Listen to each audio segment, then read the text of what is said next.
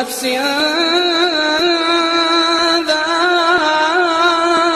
ذائقة الموت وإنما توفون أجوركم يوم القيامة فمن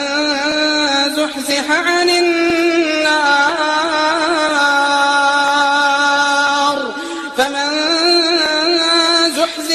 النار وأدخل الجنة فقد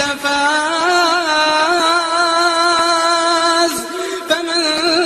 زحزح عن النار وأدخل الجنة فقد فاز وما الحياة الدنيا إلا متاع وعنا وناكسنا قيارتها وذان كوسا حبني يا ويدل كيمبا ميرو بو جوجتان waxaad leenahay waqtiga ay idin wacnaado dhamaantiinba muuqaalka la gareeyay cid walba muuqaalka leegta ku qabata waxa rabbi subhanahu wa ta'ala aan kaga baryeena umuraha qofkaas uu leeyahay ilaahay inuu u sahla ilaahay subhanahu wa ta'ala ana awlaadu u barakeeya inta awlaadoonkaana ilaahay awlaad baari ha siiyo inta gurdoonka ana gur wanaagsan iyo mustaqbal wanaagsan ee baweyna ha siiyo qof walba muuqaalka leegta ku qabta siina sheer gareeya waxa rabbi subhanahu wa ta'ala aan kaga baryeena dambigood iyo dambiga waalidkood beebay inuu dhaafo rabbi subhanahu wa ta'ala ana uu ku azuma jannatul firdaws ala ilaahay subhanahu wa ta'ala ana uu siiya maal أيسن فيلين وعن حاسد كلين هاي ومن شر حاسد إذا حاسد الحاسد لا يفلح بإذن الله الكريم وحكود بين يهوجي قصارة وحرب سبحانه وتعالى عن كبر ين حاسد أنت إن قريه ده هوجي قصارة إلهي وكتوسع لك طلع ما هي كوكا وموقارك لكتا وحرب سبحانه وتعالى لما أنت بقى كبر ين أنت حنوصلين ولاي حنون كوكتل قاضو عفمان وجوب بدلا ومدة الصوماليين ملوا بيجوكتين إلهي جرجار كيسي نسرقي سوسيا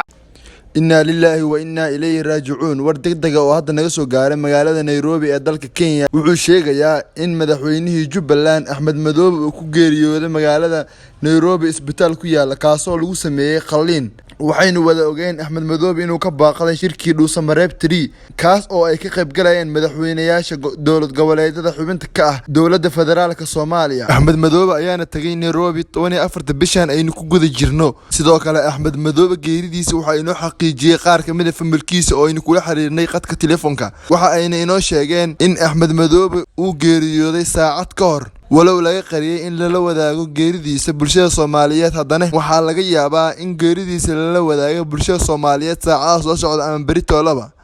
sidoo kale dadka ag dhow Axmed Madoobe ayaa waxay inoo sheegeen in geerida Axmed Madoobe la qarin doono ilaa iyo 7 cisho geeridan xanuunka badan ayaa bulshada Soomaaliyeed ku yeelan doonta saameyn gaar ahaan shacabka reer Jubbaland oo uu madaxweynuhu ka baxay waxaana laga yaabaa dagaal beeleed inuu ka qarxo Jubbaland oo ay ku nool yihiin dad kala heeb ah wixii war soo kordha halkan kala soco kullu nafsin dha'iqatul maut wa innama tuwaffawna ujurakum yawmal qiyamah faman zuhziha 'anil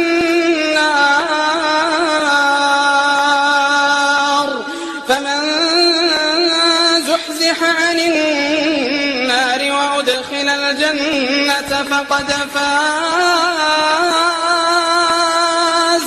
فمن زحزح عن النار وأدخل الجنة فقد فاز وما الحياة الدنيا